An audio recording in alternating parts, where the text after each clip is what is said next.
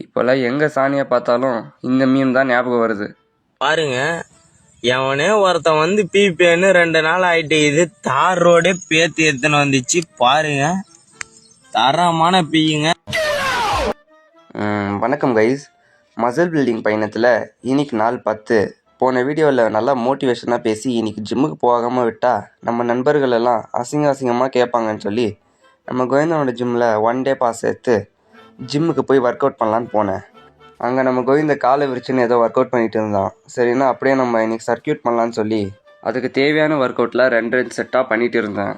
ஆர்வ கோளாறில் ஏதாவது இன்ஜுரி ஆகிடும்னு சொல்லி முடிஞ்ச அளவுக்கு எல்லா ஒர்க் அவுட்டையும் கம்மி வெயிட்லேயே பண்ணி ஒர்க் அவுட்டை முடிச்சிட்டேன். ஒர்க் அவுட்டை முடிச்சுட்டு வீட்டுக்கு வந்ததும் நம்ம கோவிந்த வாக்கிங் போகலான்னு சொல்ல நானும் வாக்கிங் போக கிளம்பிட்டேன். அப்படியே கால்நடையாக நடந்து வீட்டுக்கு வந்து சேர்ந்துட்டேன்.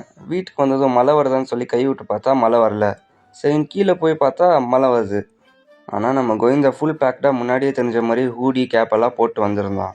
அப்படியே மழை கொதுங்கின மாதிரி ஒரு எலுமிச்சை டீயை குடிச்சிட்டு இன்றைக்கி நாளை முடிச்சுக்கிறேன்.